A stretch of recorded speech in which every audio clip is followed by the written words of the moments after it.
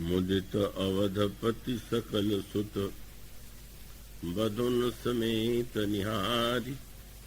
जनु पाये महिपाल मणि क्रियन सहित फलचारी। बहुत कथा रसिक महानुभाव भक्तिमती देवियों, त्रेता युग में मिथिला नगर में जो दिव्य विवाह संपन्न हुआ, उस विवाह का वर्णन गोस्वामी जी ने बड़े विस्तार से इन प्रसंगों में जो पंक्तियां हैं उसके पहले और बाद में किया। विवाह स्वयं बड़ा आनंददायक पर्व होता है, पर जब श्री राम और श्री सीता जी के विवाह की बात कही जाए तो उसका अर्थ उतना ही नहीं होता जितना साधारणतया विवाहों का होता है। और इसीलिए गोस्वामी जी ने जो सूत्र दिया वो बड़े महत्व का है, और वो शब्द है कौतुक विनोद प्रमोद प्रेम जाई कही जा नहीं अली। विवाह संपन्न होने के बाद श्री राम को उनके भाइयों को जब युवतियां कोहबर में ले जाती हैं तो वहां पर जो वार्तालाप होता है उसके लिए गोस्वामी जी जिस शब्दावली का प्रयोग करते हैं वो बड़े महत्व का है। कहते हैं जनवासे में, वहां पर कोहबर में जो कौतुक दिखाई दे रहा है, और उसके बाद दूसरा शब्द है विनोद,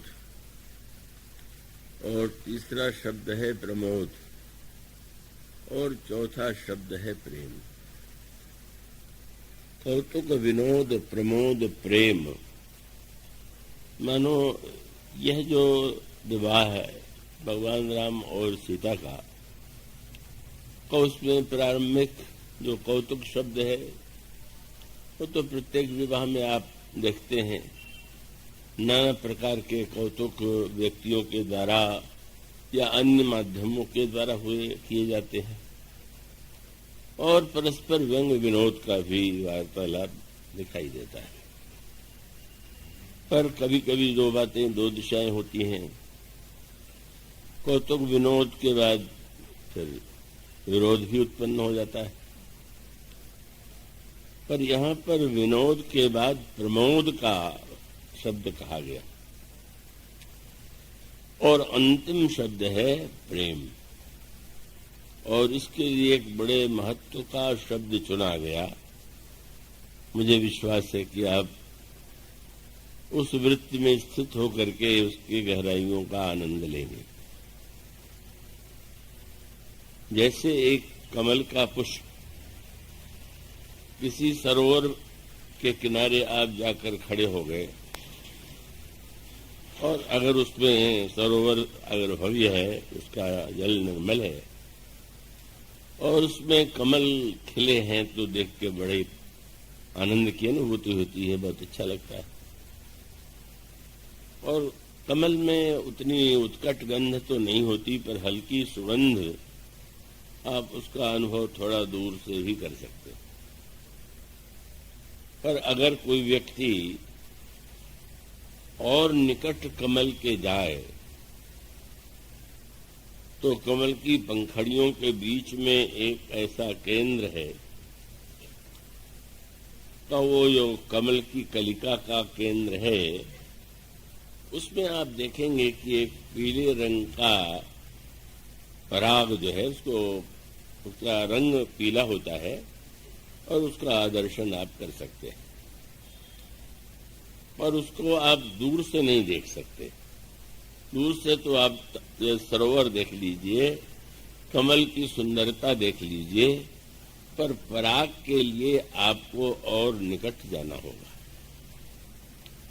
पर पराग के अंतराल में भी एक वस्तु होती है, जिसका नाम साहित्य में, मानस में मकरंद बताया गया। मैंने उस पराग के भी पीछे जो उसका एक रस है उसमें, जिसको मकरंद की संज्ञा दी गई, का कमल के जो पराग का आनंद है वो तो व्यक्ति भी ले सकता है।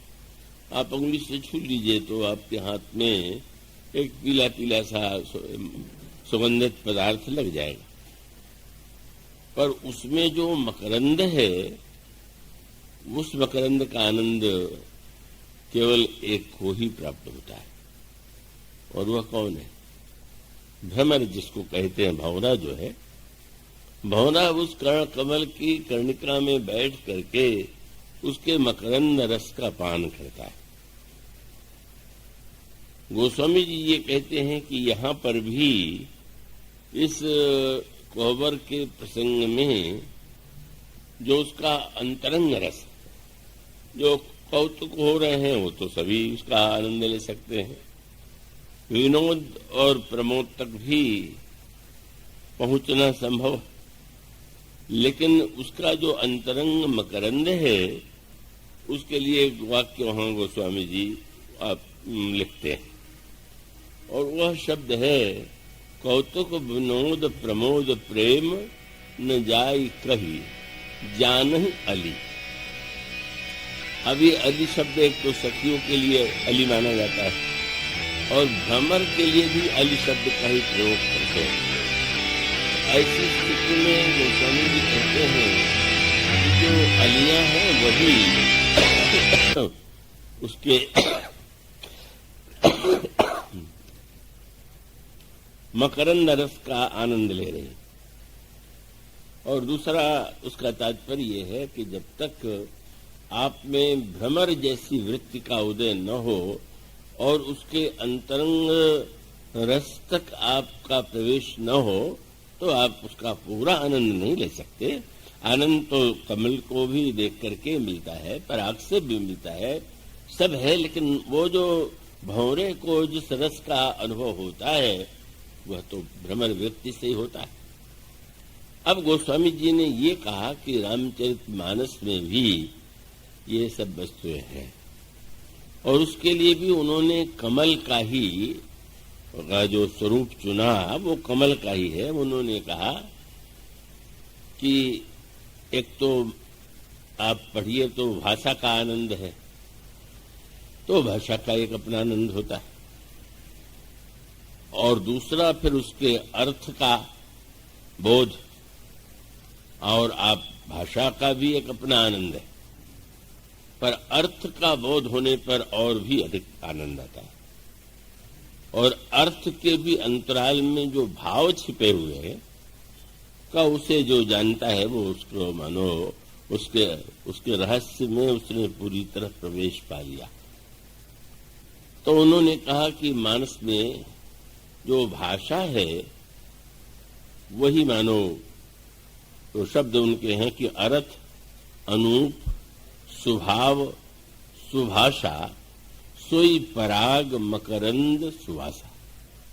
मानस में जो शब्द हैं का वो मानो अर्थ, अनूप, सुभाव, सुभाषा, सोई पराग मकरंद सुवासा।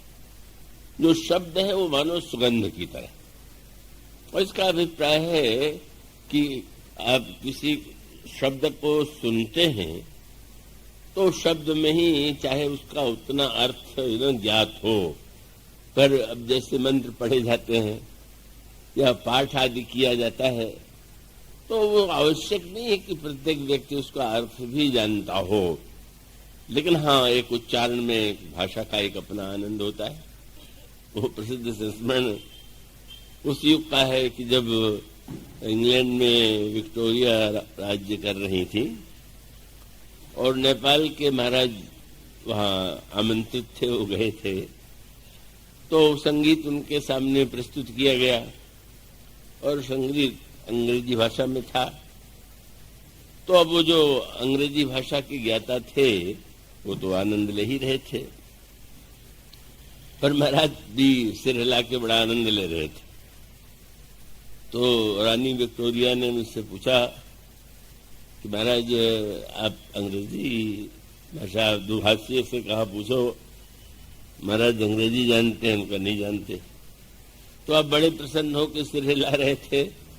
आपके समझ में क्या आ रहा था कि आप इतने आनंदित हो रहे थे, और वे बड़े प्रतिभाशाली थे। और उन्होंने जो उत्तर दिया बुद्धिमत्तापूर्ण नहीं, सही दिया। उन्होंने कहा कि ये जो पक्षी कलरव करते हैं, कोई इसका अर्थ होता है क्या?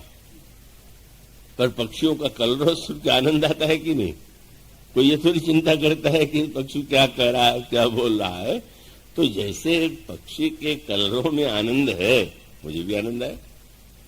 और उसका अभिप्राय ये है कि कभी कभी भाषा का जो आनंद होता है वो न जानने पर भी एक आनंद होता है, और इसलिए भाषा का साधारण महत्व तो नहीं है। पर भाषा का आनंद होते हुए भी जो शब्द है अगर उसका अर्थ भी जान लें तो गोस्वामी जी कहते हैं कि वह जो है पराग है। इसका अर्थ है कि आपने सुना, सुन करके कानों को अच्छा लगा, मन को अच्छा लगा, पर वो शब्द में जो निहित अर्थ है उसको जाने बिना कभी कभी समझ में आना और आनंद लेना कठिन होता है। अभी पिछली बार रामनवमी पर नवरात्र में दिल्ली में था, तो हॉलैंड से कुछ व्यक्ति आए, देवियां उसमें अधिक थीं, और वो फिजी से जुड़े हुए थे, और वो लोग राम के संबंध में, तुलसीदास के संबंध में एक शोध कर रहे थे और वो प्रस्तुत करना चाहते थे।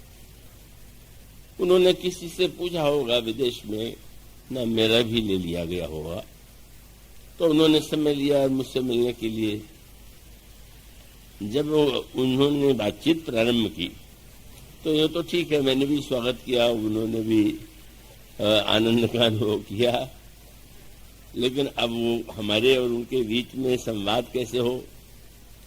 मुझे अंग्रेजी भाषा का ज्ञान नहीं और उन्हें हिंदी का ज्ञान नहीं।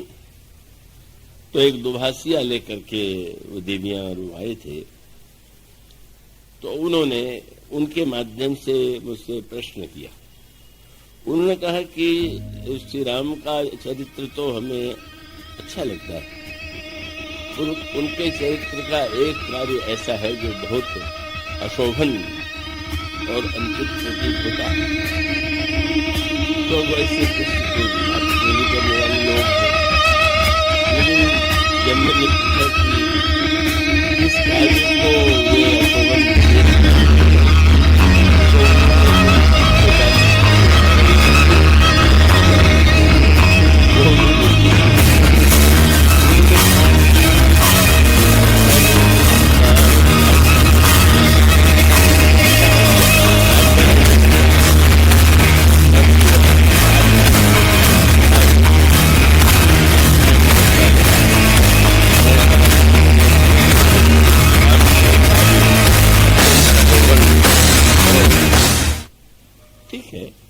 प्रत्येक देश और प्रत्येक समाज की अपनी मान्यताएं होती हैं, धारणाएं होती हैं।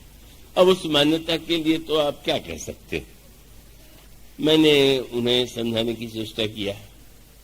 मैं जो कहता था उसका अंग्रेजी में अनुवाद दुभाषिया समझाते थे, पर वो मैं समझ रहा था कि पूरी तरह से वो समझ नहीं पा रहा है।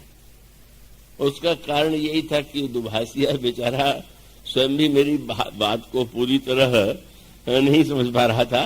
वो भाषा का एक अर्थ अलग होता है, तो मेरे तात्पर्य को वो जैसा समझाना चाहिए, तो फिर मुझे लगा कि ये तो इतने दूर देश से आए हुए हैं। तो मैंने बेटी मंदाकिनी से कहा, वो अंग्रेजी भाषा पर उनका अधिकार है कि अब दुभाषिये को अलग करके आप लोग जा करके इनसे प्रश्नोत्तर करें, और संभव है मेरे विचार जो है, क्योंकि इन्होंने निरंतर मेरे विचारों को सुना है, समझा है, तो शायद अधिक समझा सकें। और सचमुच वो दूसरे पक्ष में जाके उन्होंने बात किया, और जब वो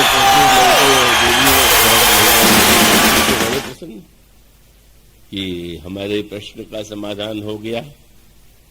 तो समाधान तो था ही हमारे चिंतन में, या हम उसे जिस रूप में देखते हैं का उस रूप में मैं उसे प्रस्तुत करता। लेकिन अर्थ का यदि ज्ञान न हो तो संगीत में तो शब्द का आनंद आ जाएगा, लेकिन जहां कोई तर्क वितर्क हो, प्रश्नोत्तर हो, तो वहां तो जब तक अर्थ के बोध का प्रश्न न हो समाधान नहीं होगा। तो अब वो अर्थ का जो बोध है उसके लिए भाषा की आवश्यकता, और इसलिए इन्होंने हमारे मां शंकर जी ने राम नाम की महिमा जो सुनाई, उसमें गोस्वामी जी ने जो बात कही, पता नहीं इन्होंने कहा कि नहीं कहा, हो सकता है कहा भी हो। गोस्वामी जी कहते हैं कि जब दो व्यक्ति एक दूसरे की भाषा से अनभिज्ञ हों तो दुभाषिये की आवश्यकता।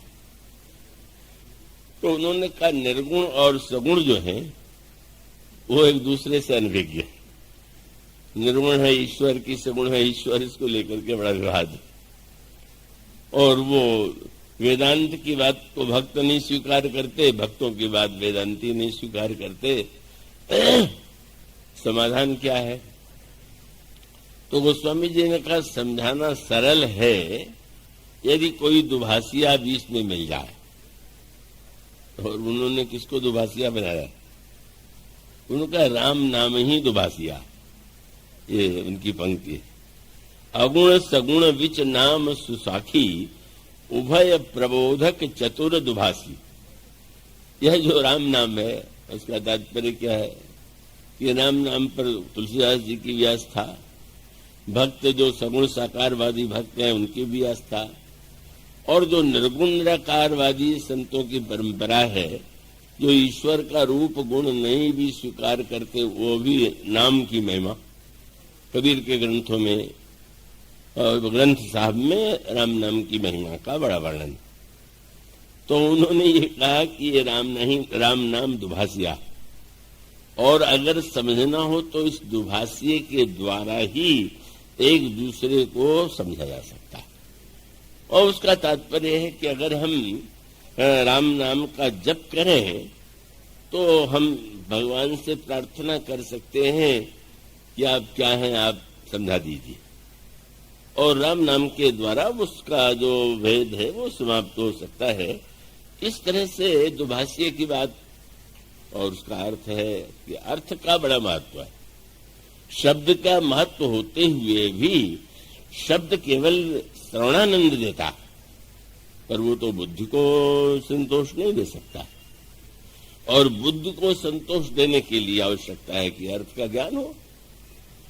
तो ऐसी स्थिति में गोस्वामी जी कहते हैं कि अर्थ अनूप स्वभाव सुभाषा, इस मानस में सुंदर जो भाषा है का वही मानो सुगंध है, और उसका जो अर्थ है वही मानो पराग है, और उसका जो भाव है वही मकरंद है।